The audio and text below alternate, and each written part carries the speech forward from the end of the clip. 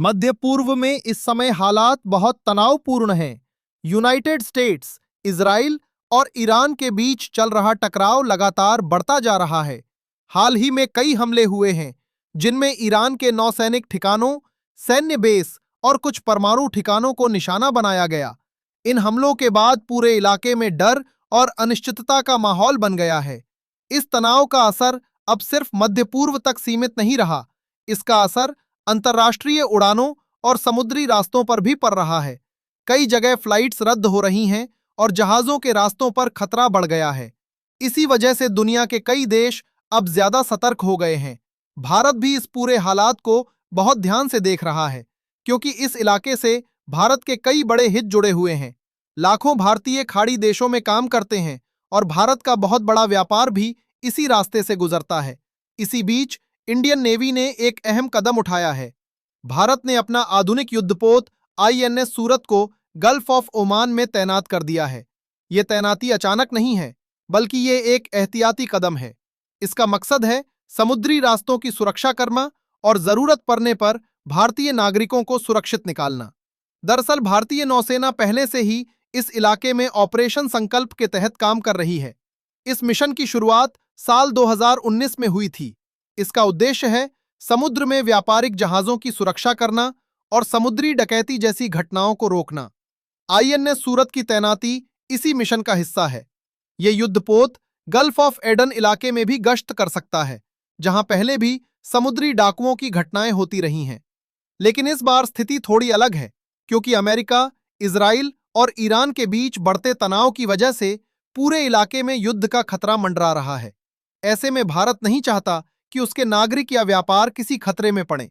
सरकारी सूत्रों के मुताबिक आईएनएस सूरत की मौजूदगी का मकसद युद्ध में शामिल होना नहीं है।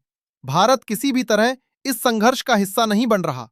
यह सिर्फ एक सुरक्षा और तैयारी का कदम है।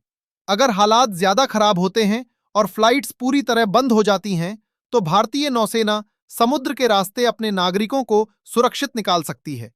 इस तरह आईएनएस सूरत एक तरह से बैकअप प्लान की तरह काम करेगा। खाड़ी देशों में करीब 1 करोड़ 80 लाख से ज्यादा भारतीय रहते हैं। ऐसे में उनकी सुरक्षा भारत के लिए सबसे बड़ी प्राथमिकता है। इसके अलावा भारत की ऊर्जा जरूरत भी इसी इलाके से पूरी होती है। भारत के लगभग 50% कच्चे तेल की सप्लाई स्ट्रेट ऑफ हॉर्मुज से होकर आती है। वहीं 80 से 85% एलपीजी भी इसी रास्ते से भारत पहुंचती है। अगर यहां कोई बड़ा युद्ध होता है और समुद्री रास्ते बंद हो जाते हैं, तो इसका सीधा असर भारत की अर्थव्यवस्था पर पड़ सकता है। इसीलिए भारतीय नौसेना पहले से तैयार रहना चाहती है। अब अगर आईएनएस सूरत की बात करें, तो ये भारत के सबसे आधुनिक युद्धपोतों में से एक है। इसे जनवरी 2025 में नौसेना में शामिल किया गया था। यह युद्धपोत लगभग 7,400 टन वजन का है और इसकी लंबाई करीब 163 मीटर है। इसकी रफ्तार करीब 30 नॉट्स तक पहुंच सकती है, यानी यह बहुत तेज गति से समुद्र में चल सकता है। आईएनएस सूरत की सबसे खास बात इसकी स्टील्थ तकनीक है। इसका डिजाइन ऐसा बनाया गया है कि दुश्मन के रडार पर इसे पकड़ना मुश्किल हो जाता है। इसी वजह से इसे कभी-कभी इनविजिबल हंटर भी कहा जाता है। हथियारों की बात करें तो यह युद्धपोत बेहद ताकतवर है। इसमें 32 सतह से हवा में मार करने वाली मिसाइलें लगी हैं, जो हवाई हमलों से बचाव करती हैं। इसके अलावा इसमें 16 सुपरसोनिक एंटी-शिप मिसाइलें भी हैं, जिनमें ब्रह्मोस शामिल हैं। ये मिसाइलें दुश्मन के जहाजों को कुछ ही मिनटों में तबाह कर सकती हैं। इस युद्धपोत में आधुनिक रडार, टॉर्पीडो सिस्टम और रॉकेट लॉन्चर भी लगे हुए हैं, जो पनडुब्बियों और दुश्मन के जहाजों को निशाना बना सकते हैं। आईएनएस सूरत को भारत का पहला एआई सक्षम युद्धपोत भी माना जाता है। इसका मतलब है कि इसमें आधुनिक तकनीक का इस्तेमाल करके युद्ध के समय जल्दी और सही फैसले लिए जा सकते हैं। भारतीय नौसेना का इतिहास भी ऐसे मिशनों में काफी मजबूत रहा है।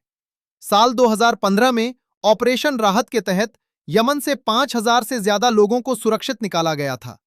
साल 2023 में ऑपरेशन कावेरी के दौरान सूडान में फंसे भारतीयों को बाहर लाया गया। वहीं कोरोना महामारी के समय ऑपरेशन समुद्र सेतु के जरिए हजारों भारतीयों को जहाजों से वापस भारत लाया गया था। इन सभी ऑपरेशनों से यह साफ है कि संकट के समय भारतीय नौसेना तेजी से काम करने में सक्षम है।